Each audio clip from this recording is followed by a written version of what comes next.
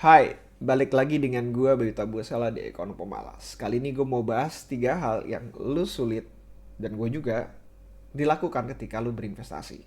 Yang pertama adalah berpikir panjang. Bezos pernah berkata, kalau lu mau berinvestasi pada sesuatu,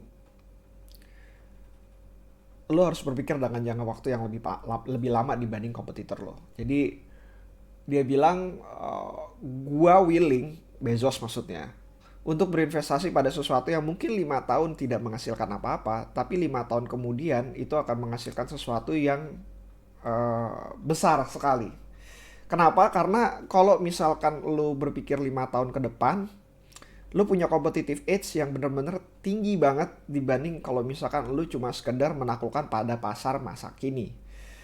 Nah, di salah satu bukunya David Schwartz yaitu The Magic of Thinking Big, beliau pernah berkata bahwa kalau misalkan lu berpikir dengan jangka waktu yang lebih panjang, lu tuh sebenarnya bersaing dengan orang-orang yang lebih sedikit. Jadi lu bisa lebih banyak memenangkan persaingan dibanding kalau misalkan lu berpikir dengan jangka pendek. Jangka pendek tuh kayak gimana sih? Ya setahun lagi target kita gimana ya? Atau 2 tahun lagi gimana ya?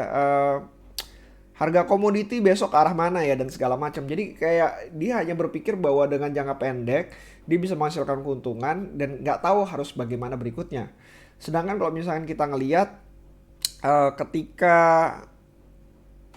Bezos melakukan ekspansi di Amazonnya melalui menjadi cloud, itu kan sebenarnya even Bezos pernah berkata bahwa dia windfall banget karena selama 4 tahun mereka nggak punya pesaing di cloud, dan akhirnya setelah 4 tahun mereka masuk ke dunia cloud baru ada pesaingnya gitu.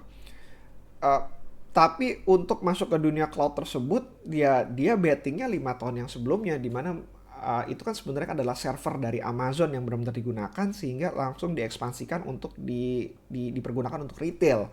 Dan kalau misalkan kalian buka laporan keuangan dari Amazon ya, kalau nggak ada cloudnya, ya Amazon tuh sebenarnya nggak ada apa-apanya. Cloudnya itu yang benar-benar ekspansinya benar-benar besar sekali lah. Dan itu sekarang accountable hampir 40, like 40 for until 50% of Amazon revenue nih. Nah, jadi kalau misalkan mau menang di dunia investasi, menurut gue ya berpikir jangka panjang itu wajib gitu. Bukan cuma sekedar berpikir bahwa perusahaan ini akan menghasilkan untung atau enggak dalam setahun sampai 2 tahun ke depan, tapi harus berpikir bahwa 5 tahun atau 10 tahun lagi perusahaan ini apakah akan ada dan akan seperti apa bentuk perusahaannya, dan bagaimana model bisnis ini akan bertahan. Itu yang sebenarnya harus di-exercise atau dilatih dalam bentuk mental model berpikir. Gue seneng banget ketika Mohanis Pabrai berbicara dengan Charlie Munger, di mana dia bilang bahwa dalam 200 tahun ke depan perusahaan di Berkshires itu mungkin akan ada dalam 200 tahun ke depan ya paling cuma Burlington, gue lupa cara nyebutinnya ya. Intinya perusahaan kereta apinya dia yang dimana cuma yang ngangkut komoditi aja gitu. Dan karena ya kereta api jalurnya udah ada, orang pasti bakalan butuh transportasi, ya bentuk kereta api begitu-begitu aja, dan itu adalah satu hal transportasi paling murah untuk ngangkut barang dan jasa. Ini cuma itu aja. Dia ngelihat bahwa dengan simplifikasi dari semua yang ada 200 tahun ke depan ya perusahaan itu akan ada. And then si Charlie Munger sendiri menambahkan bahwa gak cuma itu aja sih sebenarnya, kayaknya semua produk utilitinya dia pasti bakalan ada karena semua orang pasti akan membutuhkan listrik, pasti akan membutuhkan air dan segala macam yang berbentuk seperti itulah, air dan listrik maksudnya. Dan dia bisa jamin bahwa mungkin teknologinya akan berubah, mungkin cara-cara penggalian akan berubah, tapi kebutuhan terhadap energi ataupun air itu pasti akan selalu ada di sana. Itu intinya di seperti itu. Dan kalau misalkan 200 tahun kemudian perusahaan itu nggak ada, apa kalau akan invest? Ya kembali lagi ini masalah cuma exercise aja. Masalah tentang latihan. Kalau misalnya kalian berinvestasi pada perusahaan, ya lihatlah 10 sampai 20 tahun ke depan itu bagaimana, at least 5 tahun ke depan bagaimana. Dari sisi gue sendiri, ini adalah perbuatan yang sangat-sangat sulit, untuk dilakukan karena gue merasa gue berinvestasi pada masa sekarang dan gue beranggapan kalau perusahaannya aman-aman sentosa sampai let's say 5 tahun ke depan, gue bakalan make profit lah. Intinya cuma di di simply ID-nya tersebut, dimana gue beranggapan bahwa kalau misal perusahaan itu jalan dengan harga beli gue saat ini, uh, jalan ya, bukan bertumbuh, kayak jalan aja, ada kemungkinan bertumbuh walaupun nggak terlalu tinggi, gue pasti akan mendapatkan profit dari apa yang gue investasikannya. Dan menurut gue dengan investasi gue sekarang ya gue punya margin of safety yang cukup besar sama sekali. Kedua adalah ketika lu sudah melakukan berpikir, lu sudah eksekusi terhadap IDs lu, adalah diam atau menunggu. Karena as Buffett say, katanya sejago apapun Anda, ya nggak mungkin akan menghasilkan satu bayi satu bulan dengan cara menghamili 9 orang wanita. Intinya adalah lu nggak bisa ngelawan alam lah, lu nggak bisa ngelawan alam. Kalau misalnya alam siklusnya seperti itu, ya lu nggak bisa melawan, pasti akan ada siklusnya. Dan apa ya, kalau misalkan berdasarkan pepatah Cina ya, ada yang namanya Wu Wei. Gue kayaknya berapa kali ngomong di podcast gue bahwa Wu Wei itu is apa ya, art of doing nothing lah, art of doing nothing, untuk menunggu nature itu menyelesaikan siklusnya. Jadi kalau misalkan lo mau menanam bunga atau menanam pohon atau segala macam itu, yang perlu lo lakukan ketika lo sudah menanam ya udah nunggu apakah hasilnya akan ada atau enggak. Time will tell. Lo nggak akan bisa ngomongin dari sekarang bahwa oh oke, bunganya akan bagus dan segala macam. Lo cuma bisa mengusahakan cara-cara yang baik dengan si pupuk dan segala macam, tapi time will tell.